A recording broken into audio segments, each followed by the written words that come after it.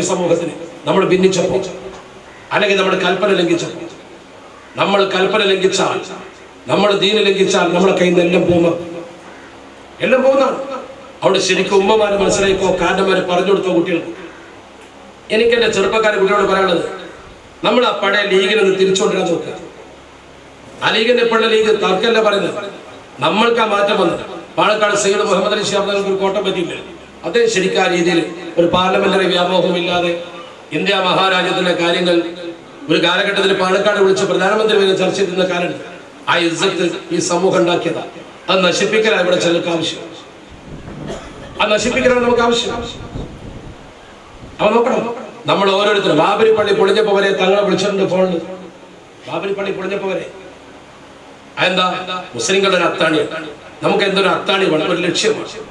ആ അത്താണി ഇല്ലെങ്കിൽ എല്ലാം തകർന്നു. അള്ളാഹുവിന്റെ പരിശുദ്ധ ദീൻ നമ്മളെ പഠിപ്പിച്ച ഏറ്റവും പുണ്യപ്പെട്ട അമലാണ് പൊതുജന സേവനം. നിങ്ങൾക്കൊക്കെ അന്ന് നിയമം തന്നിട്ടുണ്ട്. ആ നിയമത്തെ നിലനിൽക്കണമെങ്കിൽ എന്ത് വേണം? ആ നിയമത്തെ മടുപ്പ് കൂടാതെ, ഹദീസിന്റെ വാചകം മാലം യമല്ലൂഹുന്ന, മടുപ്പ് കൂടാതെ നിയമത്തെ ജനങ്ങൾക്ക് ചെയ്തു കൊടുക്കണം. അങ്ങനെ ചെയ്തു കൊടുത്താൽ, ചെയ്തു കൊടുക്കുന്ന ആളുകൾ ഉലായിക്കല്ലാമിനൂന മിൻ അദാബില്ല എന്ന് പരിശുദ്ധ ദീൻ പഠിപ്പിച്ചിട്ടുണ്ട്. പരസ്പരം ബന്ധപ്പെടണം, പരിചയപ്പെടണം, സേവനം ചെയ്യണം. രണ്ടുപേർ സഞ്ചരിക്കുമ്പോൾ ഒരാൾ മറ്റൊരാളുടെ പേര് പോലും ചോദിക്കാതിരുന്നാൽ കസാവത്തിൽ കൽബുണ്ടാവുന്ന പഠിപ്പിച്ച മതമാണ്. റജുലാനി തറാഫക വലം യസ്അൽ അഹദുഹുമാ ബിസ്മി സാഹിബിഹി, രണ്ടാൾ കൂട്ടുചേർന്നിട്ട് മറ്റൊരു പേര് പോലും ചോദിച്ചില്ല, തെറ്റാണ്. പരിചയപ്പെടണം, ബന്ധപ്പെടണം. ഒരു മുസ്ലിമോ മറ്റൊരു മുസ്ലിമോ ചെയ്തു കൊടുക്കേണ്ട ഒരുപാട് കടമുണ്ട്. അമുസ്ലിങ്ങളും അങ്ങനെ തന്നെ. നമ്മുടെ നാട്ടിലെ ഏതൊരു ഹിന്ദു സഹോദരനാകട്ടെ, പട്ടിണി കിടക്കുമ്പോൾ അവന് ഭക്ഷണം കൊടുക്കണം. ജാതി നോക്കാൻ പാടില്ല. നമ്മളൊരു സംഘടനയായി പ്രവർത്തിക്കുമ്പോൾ മറ്റുള്ളവർക്ക് എന്ത് ചെയ്തു കൊടുക്കാൻ പറ്റുമോ നമ്മൾ കൊടുക്കണം. അത് നമ്മൾ ചെയ്തു കൊടുക്കാൻ അവരെ സേവിക്കണം. നമ്മുടെ സേവനമാണ് നമ്മുടെ ജീവിതം. ആ സേവന ജീവിതത്തിൽ കേരളത്തിൽ സംഭവിച്ച ഓരോ കാര്യങ്ങളും നോക്കി നിങ്ങൾ. ഈ ഗവൺമെന്റ് ഇന്ന് മുസ്ലിം സമൂഹത്തിന്റെ മുമ്പിൽ ഒരു വലിയ ചോദ്യചിഹ്നം. അവർ ചെയ്ത ഓരോ പ്രവർത്തനങ്ങളും സച്ചാർ കമ്മീഷൻ റിപ്പോർട്ടിന്റെ പശ്ചാത്തലത്തിൽ കേന്ദ്ര ഗവൺമെന്റ് കേരളത്തിലും എല്ലാ സംസ്ഥാനത്തും നടപ്പാക്കേണ്ട ഒരുപാട് പദ്ധതികളുണ്ടായി. കോടിക്കണക്കിന് കേന്ദ്ര ഫണ്ട്, നമ്മുടെ കുട്ടികൾക്ക് സ്കോളർഷിപ്പ് കൊടുക്കേണ്ടത്, അതുപോലെ ഒരുപാട് കാര്യങ്ങൾ. ഈ സ്കോളർഷിപ്പ് ഒക്കെ പെൺകുട്ടികൾക്ക് ആദ്യം മുസ്ലിം പെൺകുട്ടികൾ സ്കൂളിൽ പോകാൻ മടിച്ചൊരു കാലം ഉണ്ടായിരുന്നല്ലോ. എന്തിനാ CH സ്കോളർഷിപ്പ് കൊണ്ടുവന്നത്? ഒരു 50-100 ഉറുപ്പ്യ കിട്ടിയതുകൊണ്ട് വീട്ടിലെ പട്ടിണി തീർന്നിട്ടല്ല. 5 രൂപക്ക് വിലയുള്ള കാലത്ത് പെൺകുട്ടി സ്കൂളിൽ പോയാൽ ആ വീട്ടിൽ ഒരു 50 ഉറുപ്പ്യെങ്കിലും കിട്ടും എന്ന് കരുതിയിട്ടെങ്കിലും ഒരു മുസ്ലിം പെണ്ണ് പഠിക്കാൻ വരട്ടെ. CHന്റെ മനസ്സതാണ്. അത് നാടാർ സമുദായത്തിന് കൊടുത്തു. CH മുഹമ്മദ് കോയ സ്കോളർഷിപ്പ് കൊണ്ടുവന്നപ്പോ എത്ര പെൺകുട്ടികൾ സ്കൂളിലേക്ക് ആകർഷിക്കപ്പെട്ടു. CH മുഹമ്മദ് കോയ സാഹിബ് അഫ്ദൽ ഉലമ അറബി കോളേജ് കൊടുത്തപ്പോ, യൂണിവേഴ്സിറ്റി ശമ്പളം കൊടുത്തപ്പോ എത്ര പണ്ഡിതന്മാർക്ക് ജോലി കിട്ടി. CH മുഹമ്മദ് കോയ സാഹിബ് അറബി അധ്യാപകർക്ക് അധ്യാപക പദവി കൊടുത്ത് സ്പെഷ്യലിസ്റ്റ് തസ്തിക മാറ്റിവെച്ച് ശമ്പളം കൊടുത്തപ്പോ എത്ര കുടുംബത്തിന് ജോലി കിട്ടി. ഒരു അറബി അധ്യാപകനുണ്ടായാലും മകനെ പഠിപ്പിച്ച കുടുംബ വിദ്യാഭ്യാസമായി. എന്തിന്റെ കാരണം? ഒരൊറ്റ CH. അന്ന് നമ്മളെ കളിയാക്കി, ചെരുപ്പ് കുത്തികളെയും കുട നന്നാക്കികളെയും CH സ്കൂളിലേക്ക് പറഞ്ഞയച്ചു. കേരള നിയമസഭയിൽ ചെയ്ത പ്രസംഗമാണത്. മുക്രിമല്ല പെൻഷൻ ഏർപ്പെടുത്തിയപ്പോൾ അതിനെ കളിയാക്കി. ഇന്ന് കേന്ദ്രം ഈ പെൻഷനുകൾ കൊടുക്കുന്ന പണം പോലും ശരിക്കും ചെലവാക്കുന്നില്ല. ആ പണം നമുക്ക് തരുന്നില്ല. കേന്ദ്രത്തിന്റെ സ്കീം കളയുന്നു. 400 കോടി രൂപ കേന്ദ്രം തരാമെന്ന് പറഞ്ഞിട്ട് അതിനുവേണ്ടി പാലക്കാട് സ്ഥലമുണ്ടായിട്ട്, സർക്കാരിന്റെ കയ്യിൽ സ്ഥലമുണ്ടായിട്ട് എന്തേ കൊടുത്താൽ സർക്കാരിന്? ആ അലിഗഡ് യൂണിവേഴ്സിറ്റിയുടെ ഒരു ക്യാമ്പസ് അവിടെ വരാൻ, അത് വന്നാൽ ഈ ജില്ലയുടെ മുഖം മാറും. മലപ്പുറം ജില്ല കേരളത്തിലെ ശ്രദ്ധാകേന്ദ്രങ്ങൾ. എന്താ അവർക്ക് പ്രശ്നം? അത് മലപ്പുറത്തായി എന്നുള്ള പ്രശ്നം വേറൊന്നല്ല. അത് മലപ്പുറത്തായി എന്നുള്ള പ്രശ്നമാണ്. മലപ്പുറം അങ്ങനെ വികസിച്ചുകൂടാ. കാരണം മലപ്പുറം ഒരു പാർട്ടിയുടെ പിടിയിലാണ്. മലപ്പുറം മോചിപ്പിക്കാൻ നടക്കുന്ന ആൾക്കാരാണോ? എന്നാ മലപ്പുറത്തെ വിദ്യാഭ്യാസ സ്ഥാപനം കൊണ്ടുവരട്ടെ. ഗവൺമെന്റ് കയ്യിൽ ആ സ്ഥലമുണ്ട്. ഇനി അവിടെ അക്വയർ ചെയ്യാൻ ഭൂമി ബാക്കിയുണ്ട്. ഉള്ളതിനേക്കാൾ അര ഭൂമി അക്വയർ ചെയ്യാൻ കിട്ടും. വെള്ളമുണ്ട്, യാത്രാ സൗകര്യമുണ്ട്, ഇലക്ട്രിസിറ്റി സൗകര്യം എത്തിക്കാം.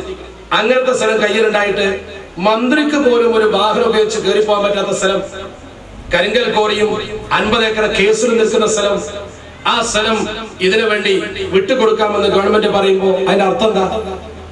സമയം വൈകിച്ചു കൊണ്ടുപോയി കേസും കൂട്ടവുമായി ഈ ക്യാമ്പസിലെ സൗകര്യം നശിപ്പിക്കുക.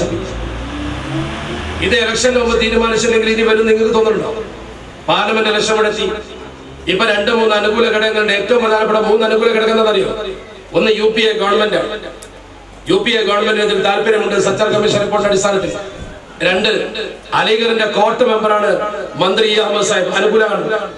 ഇ അഹമ്മദ് സാഹിബ് അനുകൂല. മൂന്നാമത്തേത് അലിഗഡിന്റെ VC ഒരു മലയാളിയാണ്, അബ്ദുൽ അസീസ്. ഈ മൂന്ന് ഘടകങ്ങൾ ഒരുപക്ഷെ ഇപ്പൊ പോകും. പാർലമെന്റ് ഇലക്ഷൻ കഴിഞ്ഞാൽ എന്ത് വരുന്നറിയില്ല. ഇ അഹമ്മദ് സാഹിബിന്റെ അവസ്ഥ എന്താവും അറിയില്ലല്ലോ.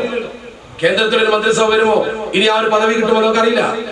ഇപ്പൊ നല്ല അനുകൂല സാഹചര്യമാണ്. കുറയുമ്പോ പട്ടണമാണ്.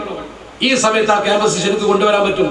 400 കോടിയുടെ ഒരു ക്യാമ്പസിന്റെ വരാൻ അനുമതി കേരള ഗവൺമെന്റ് സ്ഥലം വിട്ടുകൊടുത്തു കഴിഞ്ഞാൽ ഒരു 400 കോടിയാണ് ആദ്യത്തെ പദ്ധതിയെങ്കിൽ പിന്നെ വികസിച്ച് എത്ര കോടി അവിടെ വരും? ഒരു രണ്ടാം അലീഗറായി മലപ്പുറത്ത് മാറും, ഉറപ്പാണ്. കാരണം മുസ്ലിങ്ങൾക്ക് ഏറ്റവും കൂടുതൽ ആവശ്യമുള്ള കേന്ദ്രമാണ്. ഇന്ന് അലീഗറിൽ പഠിക്കുന്ന മുസ്ലിങ്ങൾ നല്ലൊരു ശതമാനം ഇവിടുത്തെ കുട്ടികളാണ്. ഈ നാട്ടിൽ തന്നെ അലീഗറിൽ പഠിച്ച കുട്ടികളുണ്ടാവും. അപ്പൊ അലീഗറിന്റെ ഒരു ക്യാമ്പസ് മലപ്പുറത്ത് വന്നാൽ അത് രണ്ടാം അലീഗറാവും. ഇന്ത്യയിലെ മറ്റ് സംസ്ഥാനത്തൊന്നും അനുവദിച്ച പോലെ ആവില്ല. ഇവിടെ വലിയ മാറ്റം വരും. കോപ്പി അടിച്ച് ജയിക്കുന്നവരാണ് ഇവിടുത്തെ കുട്ടികൾ എന്ന് പറഞ്ഞവർ, മലപ്പുറം ജില്ലയിലെ കുട്ടികളെ കളിയാക്കിയവർ, മലപ്പുറം ജില്ലയിലെ കുട്ടികൾ പഠിക്കാൻ താല്പര്യമില്ലെന്ന് പറഞ്ഞവർ, വിദ്യാഭ്യാസ സ്ഥാപനം അനുവദിക്കാൻ പുറകോട്ടുന്നവർ ഈ സ്ഥാപനത്തെ നശിപ്പിക്കാനാണ് ശ്രമിക്കുന്നത്. അത് നഷ്ടപ്പെട്ടാൽ മലപ്പുറം ജില്ലയിലെ തലമുറയോട് ചെയ്യുന്ന ഏറ്റവും വലിയ തെറ്റായിരിക്കും. അതിനുവേണ്ടി സമരം ചെയ്യാനാണുള്ളത് ലീഗ് വരാനുള്ളത്. മുസ്ലിം ലീഗ് മാത്രം ജില്ലയിലെ വിദ്യാഭ്യാസത്തിന് വേണ്ടി ഒരു ക്യാമ്പസ് വരുമ്പോ അത് വരണമെന്ന് പറയാൻ ലീഗേ ഉള്ളൂ. മറ്റുള്ളവരെ നശിപ്പിക്കാൻ ശ്രമിക്കാൻ നിങ്ങൾ ഇരുന്ന് ചിന്തിക്കും മക്കളെ. ഈ ഒറ്റ പ്രശ്നം പോലെ നിങ്ങൾക്ക് ലീഗിനെ മനസ്സിലാക്കാൻ. കേരളം ഭരിക്കുന്ന ഗവൺമെന്റിന്റെ കയ്യിലുള്ള ഭൂമി വിട്ടുകൊടുക്കുന്നതിന് എന്താ മടി? ചേലാമല ഗവൺമെന്റിന്റെ കയ്യിലല്ല, ആരാന്റെ കയ്യിലാണ്.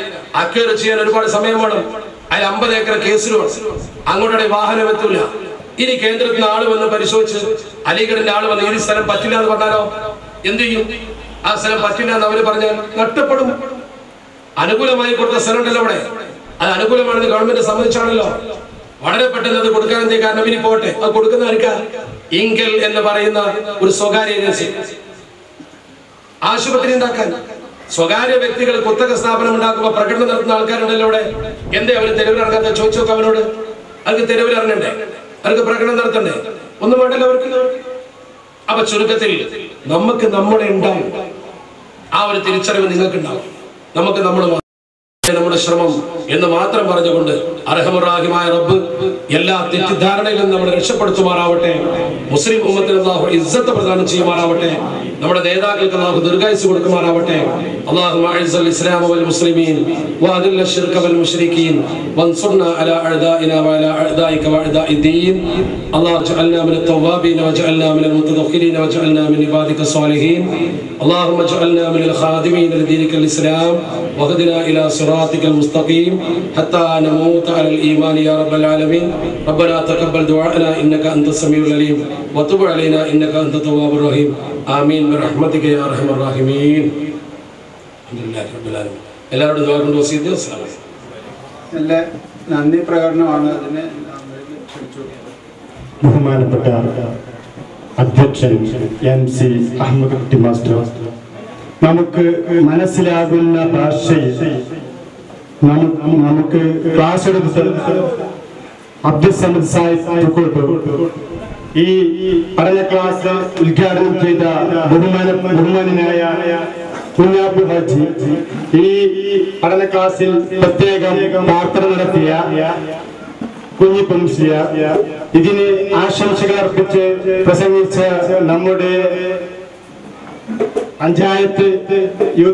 പഞ്ചായത്ത് മുസ്ലിം ലീഗ് സെക്രട്ടറി അലി ബാപ്പു, പിന്നെ ഈ പഠന ക്ലാസ്സിൽ സ്വാഗതം ആശംസിച്ച കുന്നൻ സൈദലവി തുടങ്ങിയ എല്ലാവർക്കും ഈ കമ്മിറ്റിയുടെ പേരിൽ നന്ദി രേഖപ്പെടുത്തിക്കൊണ്ട് നിങ്ങൾ എല്ലാവർക്കുമുള്ള ഭക്ഷണം ഇവിടെ തയ്യാറാക്കിയിട്ടുണ്ട്. അതെല്ലാവരും കഴിച്ചിട്ട് തന്നെ പോകാൻ പാടുള്ളൂ എന്ന അഭ്യർത്ഥനയോടെ ഇവിടെ ഇത് അവസാനിപ്പിച്ചതായി അറിയിക്കുന്നു. നിങ്ങൾക്ക് നന്ദി. അസ്സലാമു അലൈക്കും.